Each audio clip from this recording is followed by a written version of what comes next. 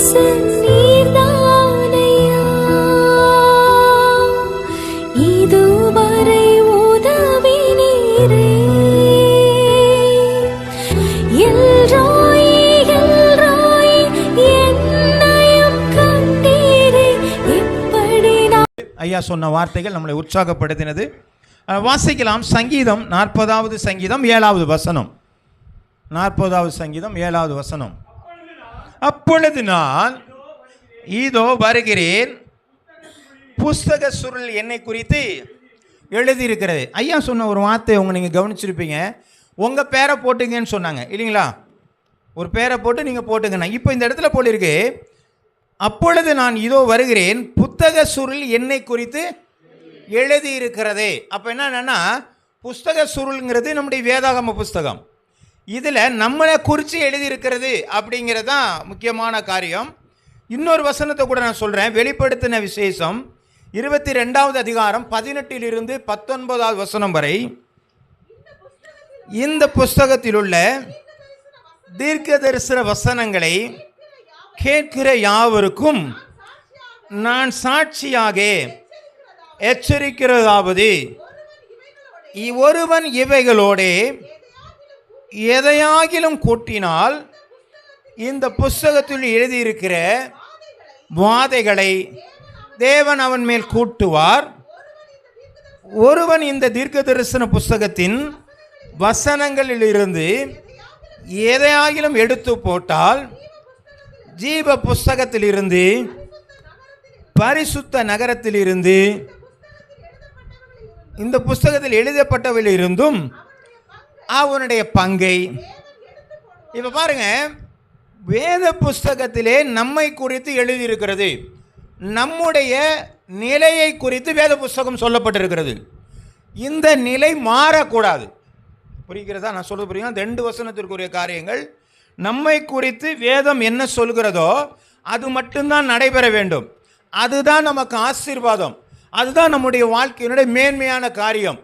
இதே மாதிரி இதை விட்டு விட்டு இந்த வெளிப்படுத்தலில் சொல்லப்பட்டதை போல இதிலிருந்து இந்த காரியத்திலிருந்து எதையாவது ஒன்று எடுத்தால் அல்லது இதிலேயே ஏதாவது ஒன்று குறைத்தால் ஆசீர்வாதங்கள் மாறிவிடுகிறது.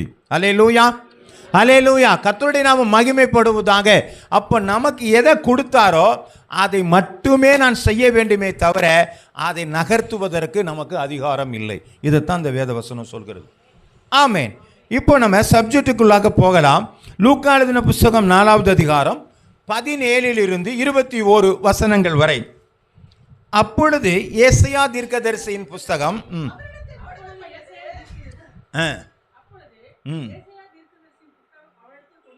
கொடுக்கப்பட்டது.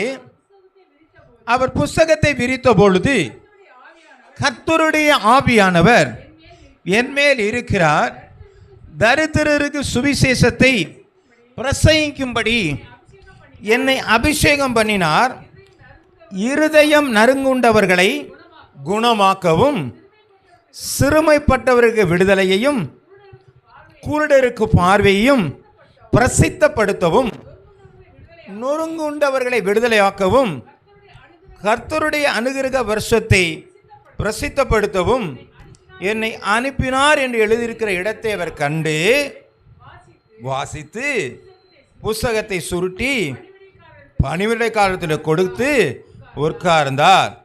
ஜெப ஆலயத்தில் உள்ள எல்லோருடைய கண்களும் அவர் மேல் நோக்கமாய் இருந்தது. அப்பொழுது அவர் அவர்களோட பேசத் தொடங்கி, உங்கள் காதுகள் கேட்க இந்த வேத வாக்கியம் இன்றைய தினம் நிறைவேறிற்று என்றார். பாருங்க, ஆண்டவர்கிட்ட ஏசாயா தீர்க்கதரிசி புஸ்தகம் கொடுத்தோன்னே அதை எடுத்து வாசித்து பார்க்குறாரு. இது இயேசு கிறிஸ்து சொல்லப்பட்ட, அவரை பற்றி சொல்லப்பட்ட வார்த்தையினாலே இதை வாசித்து முடிஞ்சோடனே இது இன்றைய நாளில் நிறைவேறிட்டு என்று சொன்னார். ஆமேன். அவரை பற்றின வார்த்தை இருந்தபடினால் நிறைவேறிட்டுன்னு சொன்னார். ஆமேன். நம்மளை குறித்ததான காரியங்கள் வேதத்தில் இருக்கிறதா? நம்மை குறித்ததான வேதத்தில் இருக்கிறதா? ஒவ்வொருவரை பற்றியதான காரியம் வேதத்தில் இருக்கிறதா? இருக்குதா? எங்கே? நான் சொல்றது புரியுதுங்களா? நம்மை ஒவ்வொருவரை குறித்தும் வேதம் எழுதப்பட்டிருக்கிறது, வேதத்தில் எழுதப்பட்டிருக்கிறது. தெரியுமா? சரி, யோவான் எழுதின புஸ்தகம் 3வது அதிகாரம் 16வது வசனம். தேவன் தம்முடைய ஒரே பேரான குமாரனை விசுவாசிக்கிற உமாபதியோட அவன் கெட்டு போகாமல், நான் கெட்டு போகாமல் இருக்கும்படிக்கு, நித்திய ஜீவனை அடையும்படிக்கு அவரை தந்தரில் இவராய் உலகத்தில் அன்பு. எவரோன்னு தானே போட்டிருக்கு. அப்போ எவரோனா யாரு? நான் தான். உங்கள் பேரை போட்டுக்கலாமா போட்டுக்கூடாதா? போட்டுக்கலாமா? நல்லா சொல்லுங்கள், போட்டுக்கலாமா? ஆமாம், போட்டுக்கலாம். அப்படி போட்டுக்கிட்டீங்கன்னா அப்போ எனக்காகத்தான் இயேசு கிறிஸ்து என்ன வந்தாருங்க? வசனம் புரியுதா? யோவான் 3:16 புரியுதா? சொல்லுங்க பாப்போம். அப்படியே உங்க பேரை சொல்லுங்க. எவனோங்கிற இடத்துல உங்க பேரை சொல்லுங்க. நான் கெட்டு போகாமல் நித்திய ஜீவனை அடையும்படிக்கு அவரை தந்தருளி தேவன் இவ்வளவாய் உலகத்தில் அன்பு கூர்ந்தார். அல்லேலூயா. சந்தோஷமா இருக்கா இல்லையாங்க? அப்படியே யோவான் 1வது அதிகாரம் 12வது வசனத்தை எடுத்து வாசிங்களேன். அவருடைய நாமத்தின் மேல் விசுவாசம் உள்ளவர்களாய் அவரை ஏற்றுக்கொண்டவர்கள் நான் தான். நான் தான் தேவனுடைய பிள்ளைகளாகும்படிக்கு எனக்கு அதிகாரம் கொடுத்திருக்கிறார். ஆமென். இது நம்மளை குறித்து தானேங்க? உங்களை குறித்து தான் இல்லையா? சத்தம் பத்தலை. நீங்கள் புரியவில்லை என்று சொன்னால் புரியலைன்னு சொல்லிடுங்க. காரணம் என்று சொன்னால் வேதம் புரியாத ஒரு காரியத்தில் போனோன்னு சொன்னால் இது நம்முடைய வாழ்வு முறை. இந்த வாழ்வு முறை புரியலன்னு சொன்னால் கிறிஸ்தவ வாழ்க்கை வாழ முடியாது. ஆமென். கிறிஸ்தவங்கிறது ஏதோ ஒரு பரமண்டலத்தில் ஜெபத்தை சொல்லிட்டு போகிறதோ இல்லை ஒரு ஆராதனைக்கு போய் வருகிறதா காரியம் அல்ல. பரலோக வாழ்க்கைக்கு போவதற்கான ஆயத்த காரியமே வேத புஸ்தகம். அதனால சொல்கிறேன்.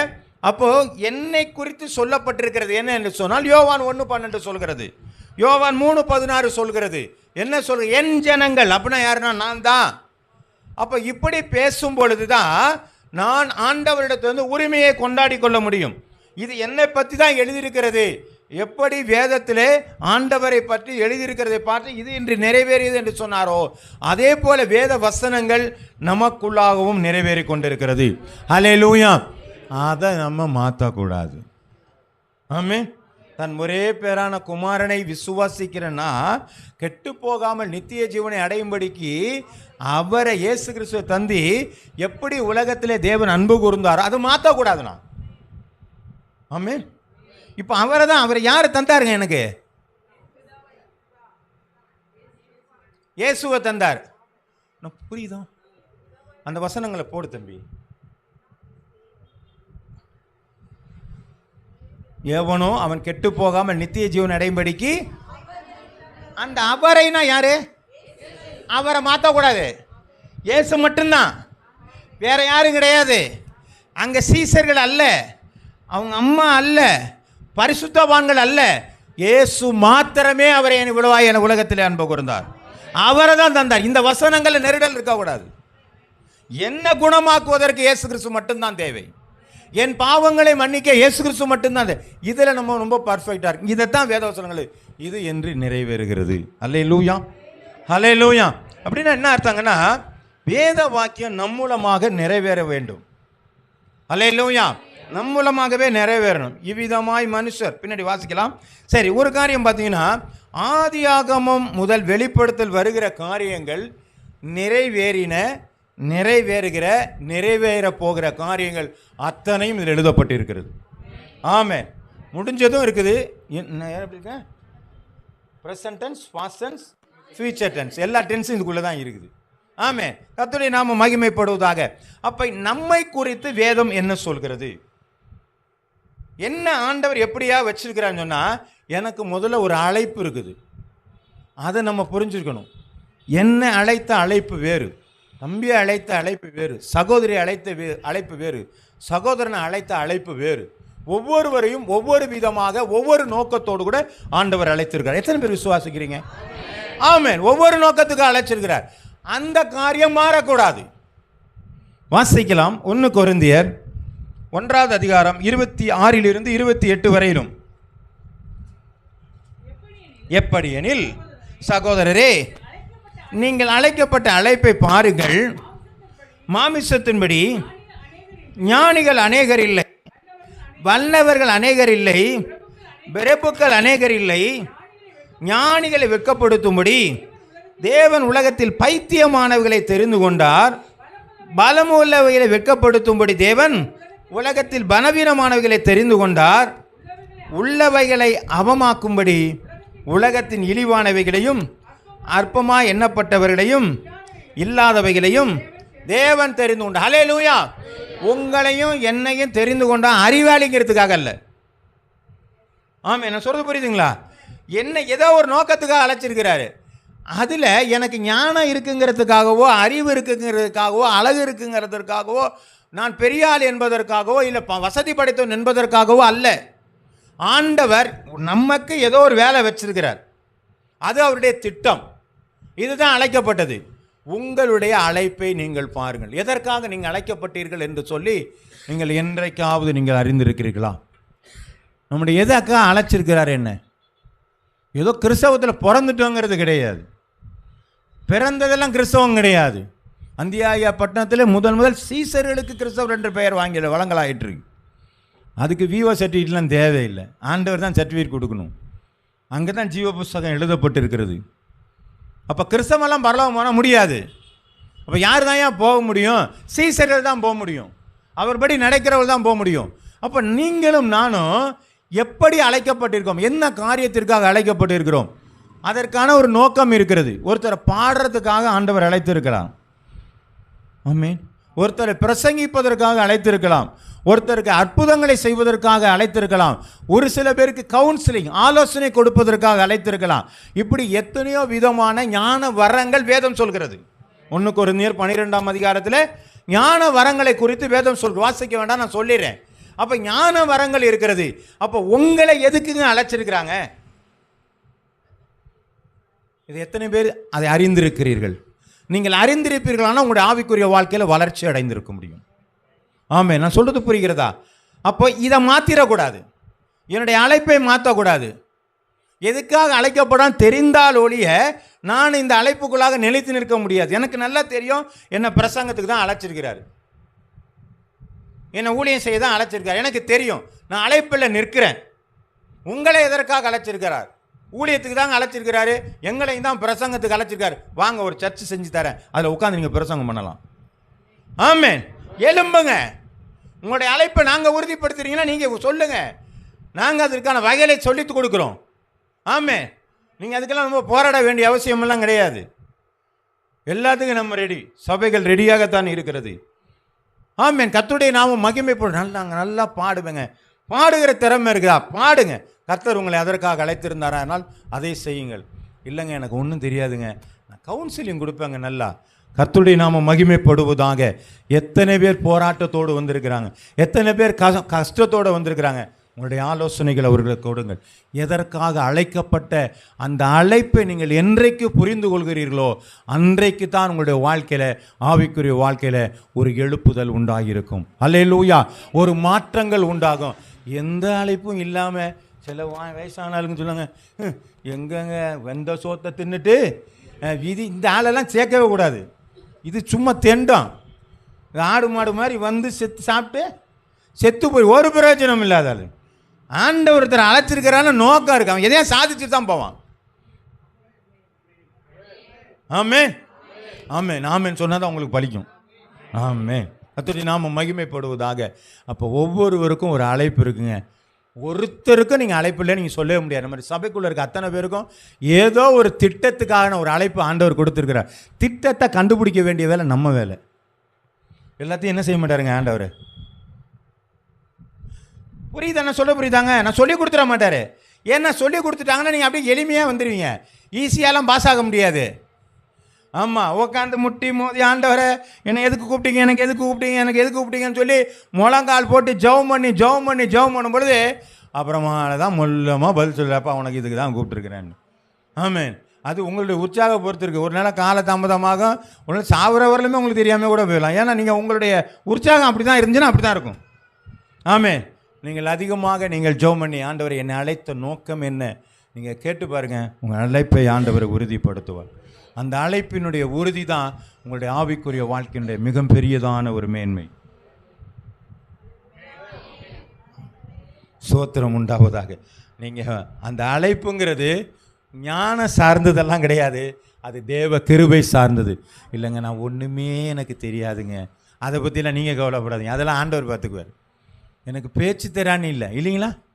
மோசம் எப்படி தானே சொன்னாங்க, நான் திக்குவாய் மந்தனாவா. அவனுக்கு திக்குவாயா மந்தனாவா? இல்லை ஏன் என்ன பாரு என்னப்பா தப்பிக்கிறதுக்கெல்லாம் இல்லை. அவனுக்கு எபிரே பாஷை மறந்து போச்சு. 40 வருடம் ஊர் பூரா மாடு மேய்ச்சி திரிகிறான், ஆட்டுக்குட்டியை மேய்ச்சிருந்தான். 40 வருஷத்துக்குள்ளே மறந்துருச்சு. இப்போ போய் எபிரே பேசினா என்ன பண்ணுவான் அவன்? நம்ம திக்கி திணறத மறந்து போச்சே, எனக்கு ஞாபகப்படுத்தி பேச முடியாதுல்ல. அதுதான் அவன் சொன்னது. அதனால் அவனுக்கு தெரியாமல் இல்லை. திக்கு வாங்கினா மந்தனாகுனா இதுதான் அவன்கிட்ட சொன்ன காரியம். சரி, ஏதோ ஒன்று சோத்திரம் உண்டாவதாக.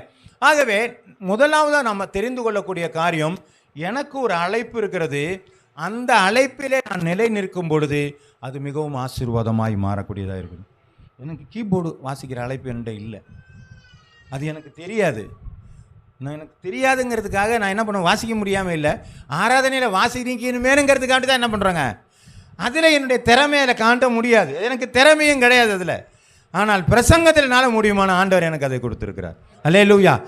என் அழைப்பில் நான் சரியாக இருந்தேன்னா இதில் நான் உயருவேன், அதில் என்னால் உயர முடியாது. இல்லை நானும் வாசித்து பார்த்து எப்படியாவது வாசனம் தலைகீழாக நின்னா கூட எனக்கு வரவே வராது. என்னுடைய அழைப்பை நான் மாற்றக்கூடாது. நீ பிரசங்கமெல்லாம் வேணாங்க, நான் கீபோர்டை எப்படியா கற்றுக்கிறேன்னு சொல்லிட்டு மெனக்கெட்டு போனேன்னா நான் அதுவும் கெட்டு என்ன சொல்லுவாங்க, இதுவும் கெட்டு போயிடும். அல்லேலூயா. கர்த்தருடைய நாமம் மகிமைப்படுவதாக. ஆகவே உங்களுடைய அழைப்பை என்ன என்பதை முதலாவதாக உறுதியாக்கி கொள்ளுங்கள். அந்த அழைப்பை நீங்கள் மாற்றாதீர்கள். எல்லாரும் பாடுறாங்க நானும் பாடுறேன், அப்படியெல்லாம் ஒன்றும் பாடிடாதீங்க. உங்களுக்கு எதை முடியுமோ அதை செய்யுங்க. உங்களுக்கு என்ன அழைப்பு அதை மட்டும் பாருங்கள். இல்லைங்க எனக்கு ஆண்டவர் கொடுக்கறதுக்கு மட்டும்தான் எனக்கு ஆண்டவர் எனக்கு உற்சாகம் கொடுத்துருக்காரு, எதுவுமே தெரியாது, அதுதான் உங்களுடைய அழைப்புன்னு அதை மட்டும் செய்யுங்க. வேதத்தில் அப்படி இருக்கிறது. கர்த்தருடைய நாமம் மகிமைப்படுவதாக. எனக்கு நல்லா ஜெபிக்க முடியுங்க, நான் சபைக்காக நல்லா ஜெபம் பண்ணுவேன், அதான் உங்கள் அழைப்பானால் அதிகமாக நீங்கள் ஜெபம் பண்ணுங்கள். என்னங்க நாங்கள் போய் ஒன்று யாருக்குமே எனக்கு வெளியில் வராதுன்னா, இல்லை நீங்கள் ஜெபம் பண்ண கர்த்தர் உங்களை உயர்த்தி கொண்டு சபையிலே நீங்கள் என்ன பண்ணுவீங்க, உங்களை உயர்த்தி கொண்டு வருவார். ஒரு நாளும் மறைக்கப்பட முடியாது.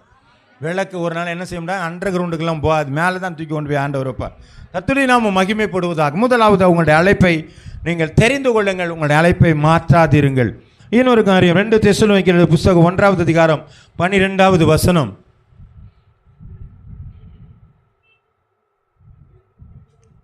2 தெசலோனிக்கேயர் 1:12. நம்முடைய தேவன் உங்களை, பாருங்க நல்ல வசனத்தை பாருங்க, நம்முடைய தேவன் உங்களை, அப்ப நம்ம ஒவ்வொருவரையும் தான் பார்த்து சொல்றார், உங்களை தமது அழைப்புக்கு பாத்திரராகவும் தமது தயவுள்ள சித்தம் முழுவதையும் விசுவாசத்தின் கிரியையும் பலமாய் உங்களிடத்திலே நிறைவேற்றவும் வேண்டும் என்று எப்பொழுதும் உங்களுக்காக வேண்டிக்கொள். அப்போ உங்களுடைய அழைப்பில் ஆண்டவர் என்ன சொல்றாருங்க, தன்னுடைய சித்தம் முழுவதையும்,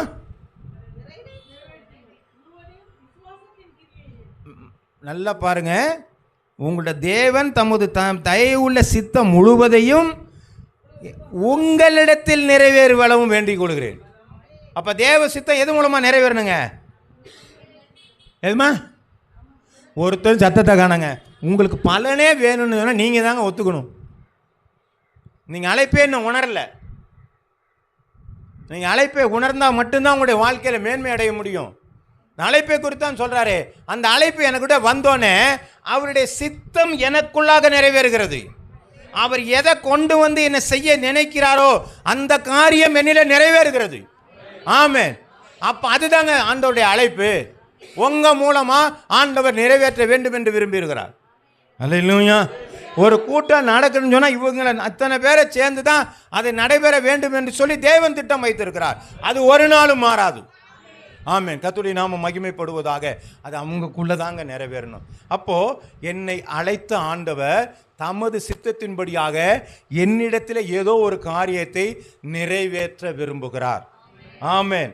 அப்போ என் மூலமாக தான் அது நிறைவேறுங்கும் பொழுது அது எனக்குள்ளே இருக்கிற கான்ஃபிடன்ஸ், எனக்குள்ளே இருக்கிற ஒரு மேன்மை, ஆண்டவர் என் மூலமாக தான் செய்ய விரும்புகிறார், என் மூலமாக தான் அதை செய்ய விரும்புகிறார். எவ்வளோ ஒரு பெரிய ஆசீர்வாதங்க! என் மூலமாக கர்த்தரே ஒரு காரியத்தை செய்ய விரும்புகிறான்னா எவ்வளோ பெரிய ஆச்சரியமான காரியம்! இதுதான் என்னிடத்தில் நிறைவேறும் என்பதை வேதம் சொல்கிறதை புறமாகும். நம் மூலமாக தான் அது நிறைவேறும். 2 கொரிந்தியர் 2வது அதிகாரம் 14வது வசனத்தை வாசிங்க. ம் ம் ம்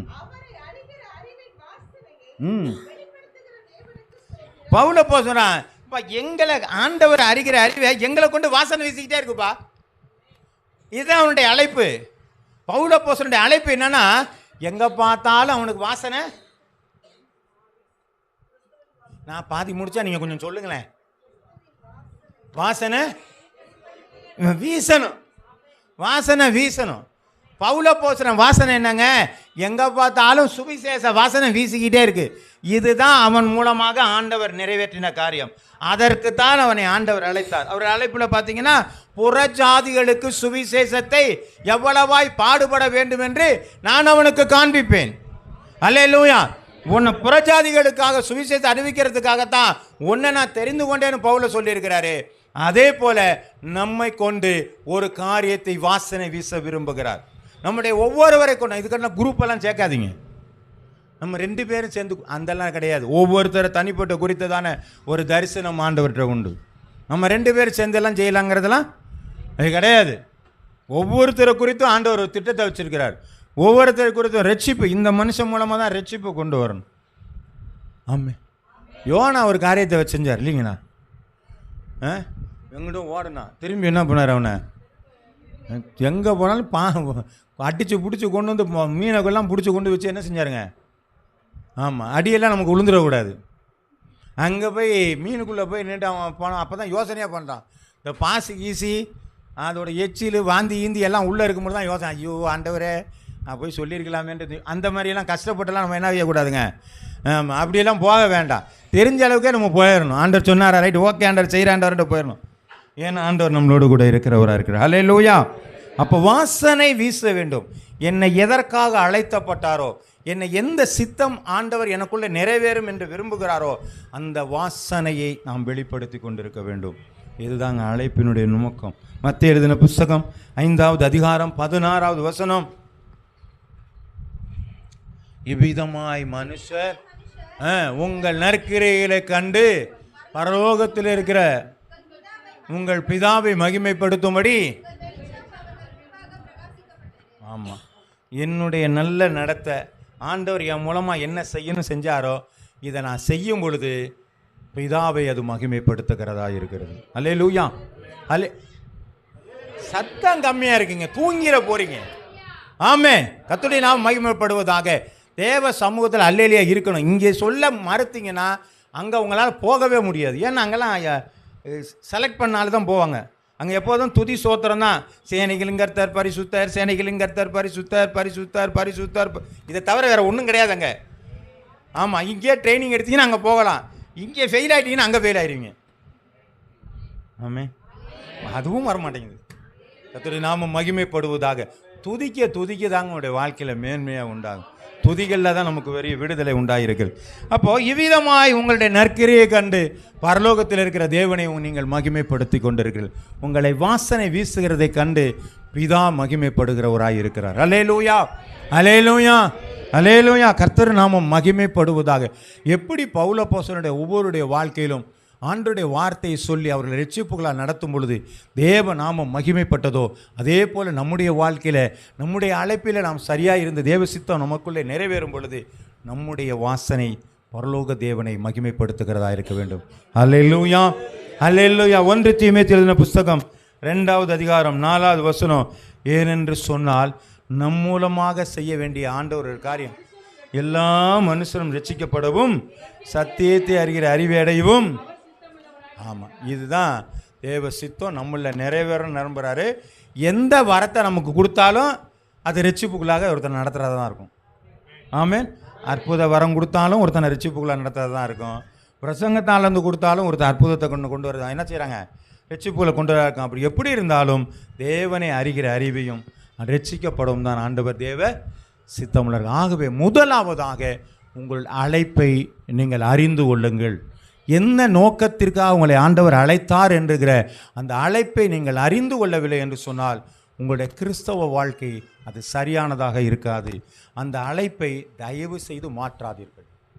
என்ன நோக்கத்தில் போலீஸ்காரன் அழைச்சா போலீஸ்காரனா வாங்க, போஸ்ட்மேன் வேலைக்கு போயிடக்கூடாது. நான் சொல்கிறது புரியுதுங்களாங்க?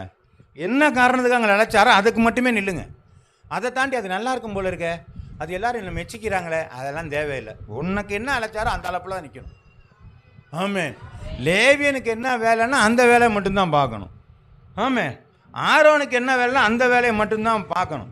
பெசலேலுக்கு என்ன வேலைன்னா அந்த வேலையை மட்டும்தான் பார்க்கணும். அதை விட்டுட்டு அடுத்த வேலையெல்லாம் பார்த்தா என்ன பண்ணுங்க? ஆமென். ஆமென். உளுந்தது மாதிரி உண்டக்கூடாது. சோத்திரம் உண்டாவது. ஆகவே உங்கள் அழைப்பை முதல் தெரிந்து கொள்ளுங்கள். உங்கள் அழைப்பை தயவு செய்து மாற்றாதிருங்கள். அந்த அழைப்பு தான் உங்களை மேன்மையாக கொண்டு போக போகிறது. கர்த்தருடைய நாமம் மகிமைப்படுவதாக. இரண்டாவது காரியம், நம்மை குறித்த தேவ திட்டங்கள். வாசிக்கலாம். மார்க் எழுதின புஸ்தகம் 2வது அதிகாரம் 12 17 வசனங்கள் வரை. மார்க் 12:17. சாரி 12:17.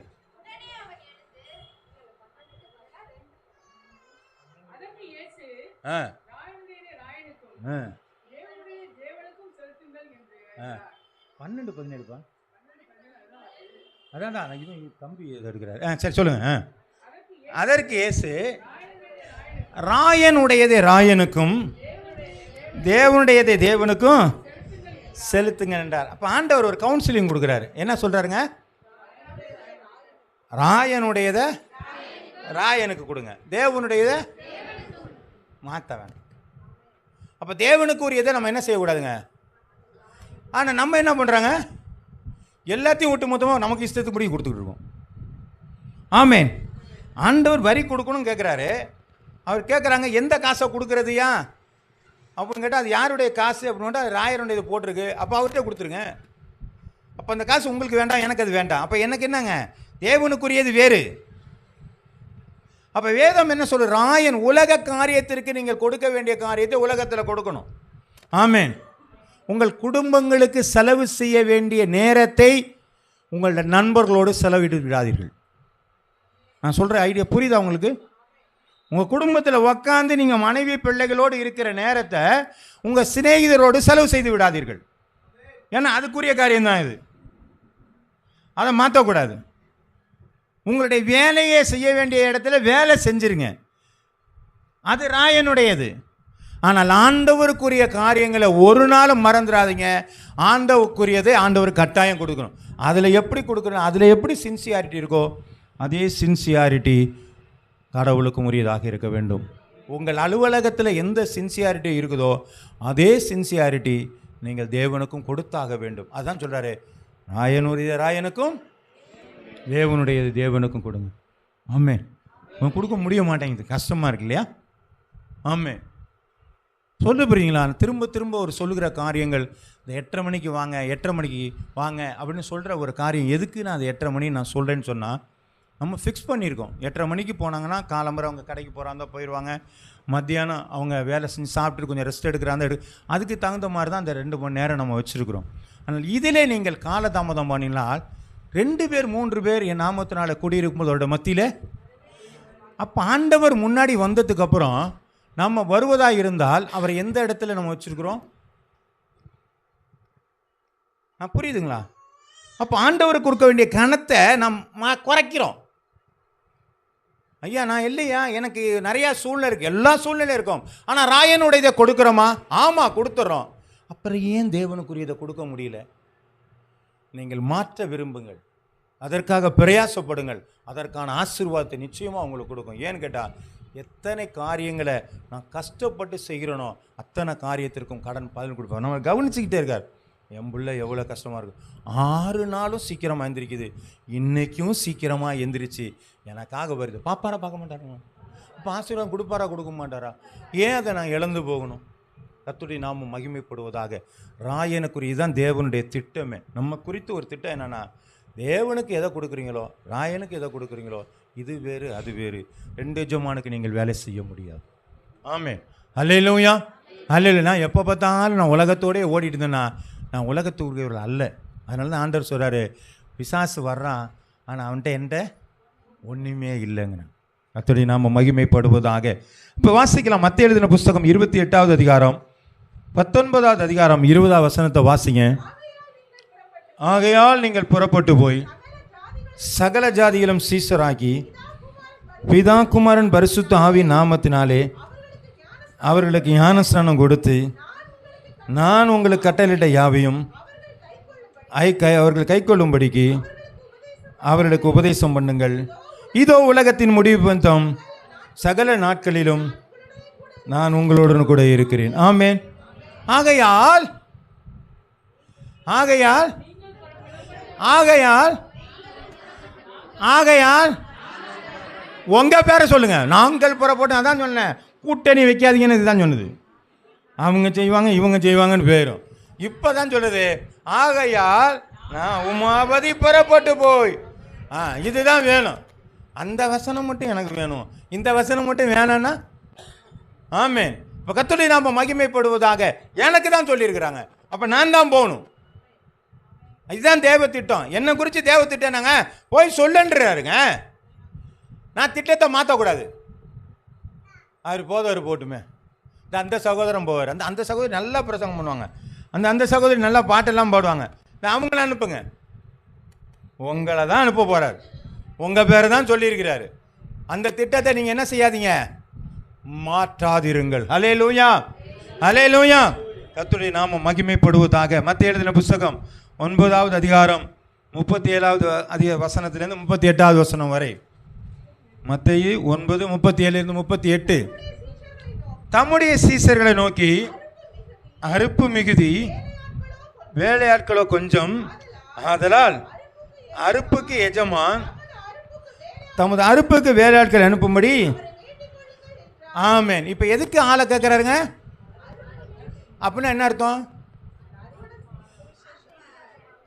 ஆத்தும அறுவடை.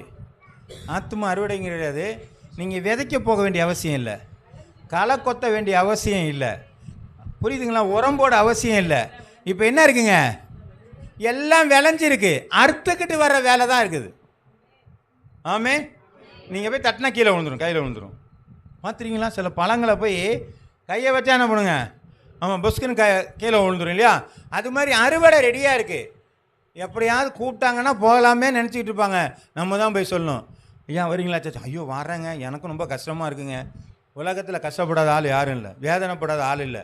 அவங்கள தான் நம்ம கேட்டார், சுமை சுமந்து சோர்ந்து இருப்போரே வாருங்கள் என்னிடம், நான் உனக்கு இளைப்பாறேன் சொல்லிட்டாரா இல்லையாங்க?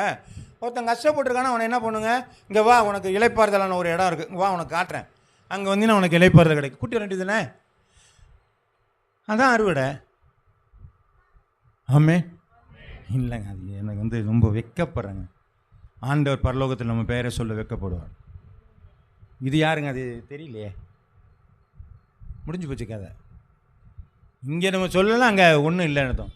இப்போ நம்ம ஒவ்வொருவருடைய மேலும் ஆண்டவர் கொடுக்கிற திட்டம் சுவிசேஷம் அறிவிக்கப்பட வேண்டும் என்பது.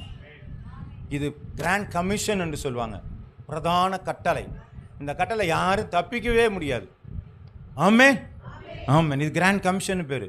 யாரும் தப்பிக்க முடியாது, எல்லாருக்கும் மேலே விழுந்த கடமை அதுதான். சுவிசேஷத்தை அறிவிக்காதுன்னா எனக்கு ஆமாம் ஐயோ, அதனால் நான் செஞ்சு தான் ஆகணும். கர்த்தருடைய நாமம் மகிமைப்படுவதாக. வாசிக்கலாம். யோவான் எழுதின புஸ்தகம் 14வது அதிகாரம் 12வது வசனம்.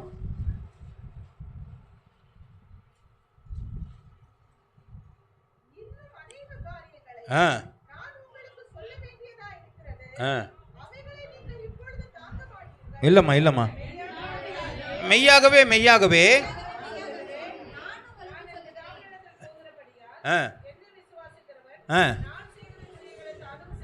தான் செய்கிற காரியங்களும் செய்வான். பாருங்க, ஆண்டவர் சொல்றாரு, எப்போ அவருடைய திட்டம் பாருங்க எவ்வளோ. நான் என்னோட விசுவாசமாக இருக்கிறவன் யாருங்க? நான் தான். இப்போ நான் அவருக்கு செஞ்ச காரியத்தையும் செய்வேன், என்ன காரியங்களும் பெரிய காரியங்களும் செய்வான். பேதுரு, ஆண்டவர் ஒரு நாள் அவர் நிழல் போட்டு ஒருத்தனும் சுகமாகலை. ஆனால் பேதுரு நிழல் போட்டு என்ன பண்ணாங்க? ஆமாம், அவர் துணியை தொட்டதுனால தான் சுகமானுச்சு. பவுல் விசிற இடமுறான் என்ன பண்ணுச்சுங்க? பெரிய காரியம் நம்ம மூலமாக செய்ய மாட்டாரா? இருக்குல்ல, மார்க் எழுதின புத்தகத்தில் இருக்குல்ல, விசுவாசிகளால் நடக்கும் அடையாளங்கள் அவனை. ஆமாம், அதெல்லாம் செய்யலான்னு இப்போ வேணாம், இதெல்லாம் ஆண்டவர் சொல்லிக்க திட்டங்க. அவரே சொல்கிறாரு, என்ன நான் செஞ்ச காரியத்தை கட்ட நீ பெரிய காரியங்களை செய்வப்பாங்கன்னாரு. குஷ்டரோகி சுகம், ஆமாம் நீ சுகமாக்குவ. ஆமே, இது வர மாட்டேங்குது பாரு. 1 கொரிந்தியர் 12ஆம் அதிகாரம் வாசிக்க வேண்டாம். அதில் இருக்கிற வரங்களெல்லாம் பார்த்தீங்கன்னா நமக்கு எல்லாருக்கும் ஆவியானவர் பகிர்ந்து கொடுத்துருக்கான்னு சொல்லியிருக்காங்க. ஒரு வாட்டி போய் வீட்டில் போய் படித்து பாருங்களேன். அதை யோவான் எழுதின புத்தகம் 12ஆம் அதிகாரத்தில் இந்த வரங்கள்லாம் யாருக்கு வச்சுருக்கிறாங்க? மூட்டை கட்டி வைக்கிறதுக்கு இல்லை. ஆமாம், என்னுடைய திட்டத்தை, ஆண்டவருடைய திட்டத்தை செயல்படுத்துவதற்கு எனக்கு ஆண்டவர் கொடுத்துருக்கிறார். அப்போ இந்த திட்டத்தை நான் செயல்படுத்தாமல் இருக்கலாமா? ஆமென், ஆமென். கர்த்தருடைய நாமம் மகிமைப்படுவதாக. யாக்கோபு எழுதின புத்தகம் 2ஆவது அதிகாரம் 8வது வசனம். சரி, அது வேண்டாம். யோவான் 17:24 வாசிங்க. யோவான் 17:24. பிதாவே, உலக தோற்றத்திற்கு முன் நீ என்னில் அன்பாயிருந்தபடியினால் நீர் எனக்கு தந்த என்னுடைய மகிமையை காணும்படிக்கு நான் எங்கே இருக்கிறேனோ அங்கே என்னோடு கூட இருக்க இதுதாங்க விரும்புகிறாரு. கொண்டு போகிறேன்னு சொல்லலை, விரும்புகிறாரு. என்ன பண்ணலாம்? நம்மெல்லாம் எங்கே இருக்கணும் விரும்புகிறாருங்க? பைபிளை வாசித்து சொல்லுங்களேன், அந்த வசனத்தை வாசித்து சொல்லுங்கள். நம்மளாம் எங்கே இருக்கணும்? அவர் எங்கே இருக்கிறாரோ அவர்களோட கூட இருக்கும்படியாக இருக்க விரும்புகிறேன். என்ன தடுமாறிட்டு கிடக்குறீங்க? நான் சொல்கிறேன், ஏம்மா புரியுதுங்களா? அவர் எங்கே இருக்கிறாரோ அங்கே இருக்கும்படியாக நம்மை அங்கே இருக்க விரும்புகிறார் என்று சொல்லியிருக்கிறாங்க.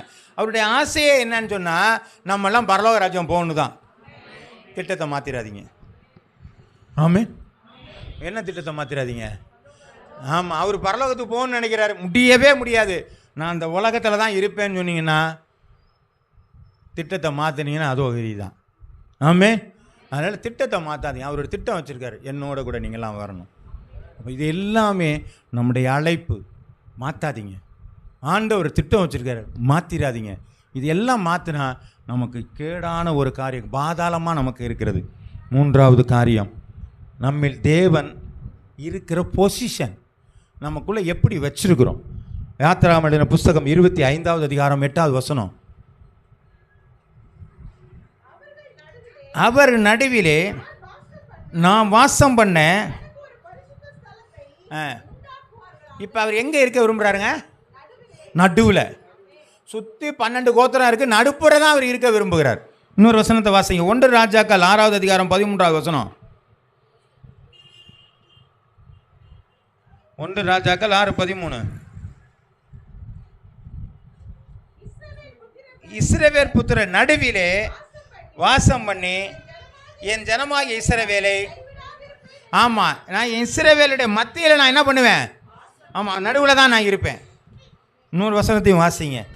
எபிரேயருக்கு எழுதின புஸ்தகம், மத்தேயு எழுதின புஸ்தகம் 18வது அதிகாரம் 20வது வசனம்.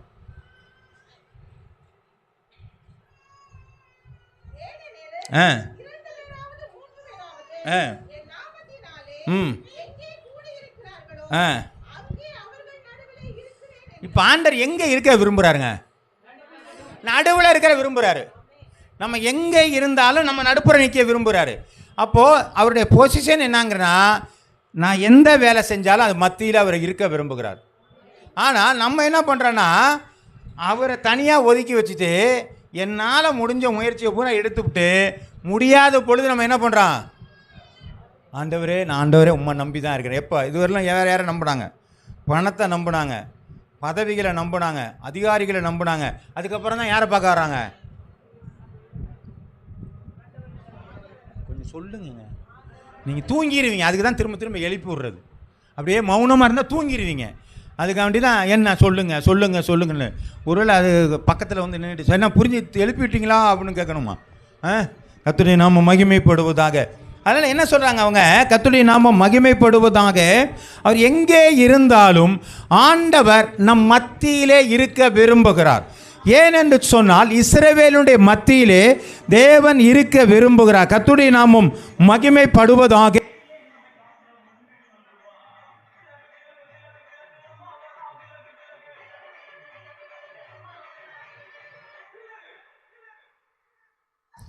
அப்போ நடுவில் இருக்கிறது எதுக்குன்னு சொன்னால் அவர் தான் அரணான காரியங்கள். கர்த்தருடைய நாமம் மகிமைப்படுவதாக. ஒரு மிஷினரியுடைய வாழ்க்கையில் நாங்கள் பார்க்கும்போது ஒரு காரியத்தை நான் கேள்விப்பட்டேன். அவங்க சொன்னாங்க, அந்த ஊரில் போய் ஒரு சபை கட்ட வேண்டும் என்பதற்காக அந்த ஊரில் இருக்கிற ஒரு ஒரு அங்கே இருக்கிற அந்த பஞ்சாயத்து போர்டு ஆள்கிட்ட போய் கேட்டிருக்காங்க, தலைவர்கிட்ட போய் கேட்டிருக்கிறாங்க, நாங்கள் வந்து ஒரு சர்ச்சு கட்டணும், அதுக்காக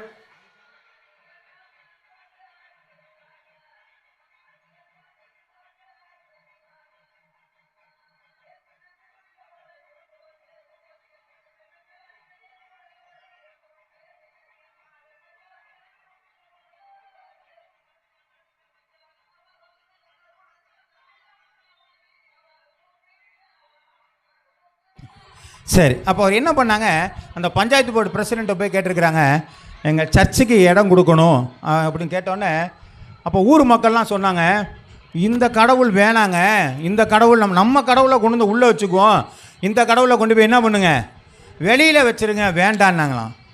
அப்போ அவர் என்ன சொன்னாராம், நம்ம சாமிகிட்டெல்லாம் கத்தி இருக்குது, நம்ம சாமிகிட்டெல்லாம் அருவா இருக்குது, நம்ம சாமிகிட்டெல்லாம் ஈட்டி இருக்குது இல்லைங்களா, இதுதான் பாதுகாக்கும், இது ஒன்றுமே இல்லை அந்த சாமிக்கிட்ட, இது பேசாமல் பத்திரமா நடுப்புறையாக இருக்கணுன்ட்டாங்க. ஆமே சாப்பான்னு ஊருக்குள்ளே வந்துருச்சு. கர்த்தருடைய நாமம் மகிமைப்படுவதாக. ஆண்டவர் நம் நடுவிலே இருக்கிற வரையிலும் தான் நமக்கு ஆசீர்வாதம்.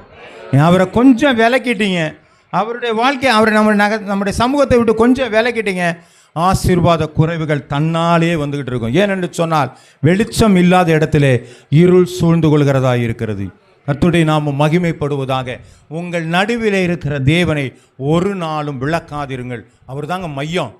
எந்த ஒரு காரியமாக எடுத்தாலும் அவரை தவிர வேறு இடத்துல நீங்கள் என்ன செய்யாதீங்க, தள்ளவே தள்ளாதீங்க. கர்த்தருடைய நாமம் மகிமைப்படுவதாக. எபிரேயருக்கு எழுதின புஸ்தகம் 2வது அதிகாரம் 12வது வசனம். ஒரு மனுஷன் சொல்கிறான் பாருங்க, உம்முடைய நாமத்தை என் சகோதரருக்கு அறிவித்து, பாருங்க அவர் சொல்றாரு பாருங்க, என் சகோதரருக்கு அறிவித்து சபை நடுவிலே உம்மை துதித்து பாட. சபை நடுவில் துதிச்சு பாடுவேன். இங்கே நம்ம துதிக்கவங்கானா சத்தமாக பாடுங்க, சத்தமாக பாடுங்க, சத்தமாக பாடுங்க அப்படின்னு சொல்கிறோம். வீட்டில் பார்த்தீங்கன்னா பயங்கர சவுண்டெல்லாம் வருது, எதுக்கெல்லாமே சவுண்டு வருது. இங்கே மட்டும் என்ன வருதுங்க, அது ஏதோ நம்ம ரொம்ப ரொம்ப பக்தி உள்ளவங்களாம் காட்டுறதுக்கா, அதெல்லாம் வேணாங்க. துதிக்கிறதெல்லாம் காட்ட வேண்டாம். நல்லா உற்சாகமாக பாடுங்க, நல்லா அசைங்க. அப்படியே ஒன்றும் அசையாமல் இப்படியே நின்று பார்த்தீங்கன்னா தூங்கிடுவோம். ஆமே கர்த்தருடைய நாமம் மகிமைப்படும். என்ன தம்பி ரொம்ப நேரமாக எழுதிட்டீங்க, என்ன எழுதிட்டீங்க? சோத்திரம். சரி, நிறைய எழுதுங்க. கர்த்தருடைய நாமம் மகிமைப்படுவதாக. அப்போ என்ன பண்ணுறோம், நல்ல நடுவில் நின்று நல்லா துதிக்க பழகணும். ஏன்னா ஆண்டவர் நடுவில் தான் இருக்கிறார். நம்மளோட துதிக்க பழகணுங்க. நல்லா சத்தமாக துதிக்குங்க. நீங்கள் எனக்கு ஐயோ எனக்கு தொண்டை வீணாக போயிடும், எனக்கு வந்து த்ரோட் இன்ஃபெக்ஷன் ஆகும். ஒரு இன்ஃபெக்ஷன் ஆகாது. நீங்கள் ஆண்டவரை பண்ணால் த்ரோட் இன்ஃபெக்ஷனாக மாறிடும். ஆமாம், எனக்கு முழுதும் இருமல் இருந்துச்சு, நானும் விடாமல் தான் பாடிட்டு இருந்தேன், மாறி போச்சு. ஆமாம், கர்த்தருடைய நாமம் மகிமைப்படுவதாக. அதெல்லாம் ஒன்றும் பண்ணாதுங்க. கர்த்தருடைய நாமம் மகிமைப்படுவ. வாசிக்கலாம். 1 யோவான் எழுதின புஸ்தகம் 1வது அதிகாரம் 3வது வசனம்.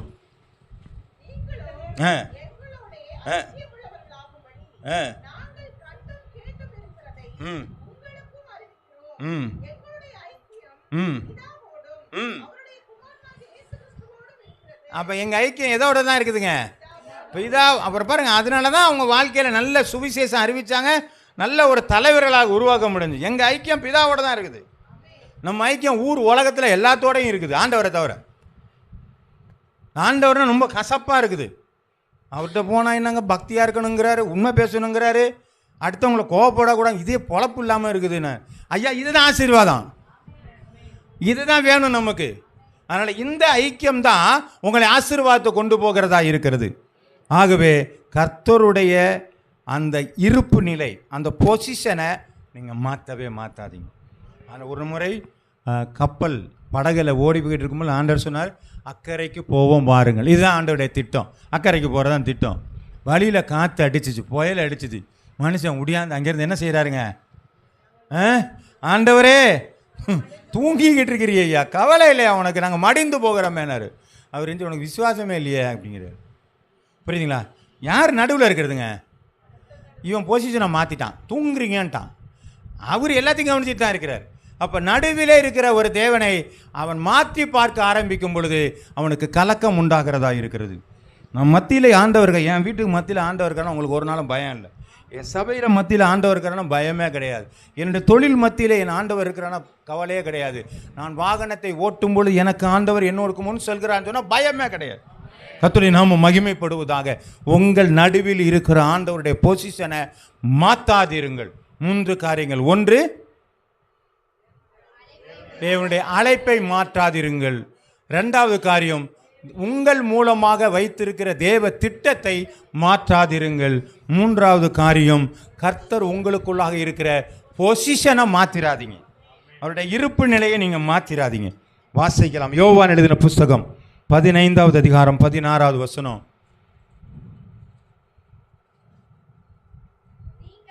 நீங்கள் என்னை தெரிந்து கொள்ளவில்லை, நான் உங்களை தெரிந்து கொண்டேன். நீங்கள் என் நாமத்தினாலே பிதாவை கேட்டுக்கொள்வது எதுவோ அதை அவர் உங்களுக்கு கொடுக்கத்தக்கதாக நீங்கள் போய் கனி கொடுக்கும்படிக்கு, உங்கள் கனி நிலைத்திருக்கும்படிக்கு. பாருங்கள், எல்லா வசனமும் இதில் சேர்ந்து வந்துருச்சு. ஆமென். எதுக்கு ஏற்படுத்தினாரு, என்ன செய்யணும், ஆண்டவரில் யார் தெரிஞ்சுக்கிட்டா. ஆமென். 3 இருக்குதாங்க. நீ என்ன தெரிஞ்சுக்கல, நான் தெரிஞ்சுக்கிட்டேன். நீங்கள் உங்களுடைய திட்டம் என்னன்னா கனி கொடுக்கணும். அப்போ என்ன செய்யிருக்காங்க, நான் உங்களை ஏற்படுத்தினேன்.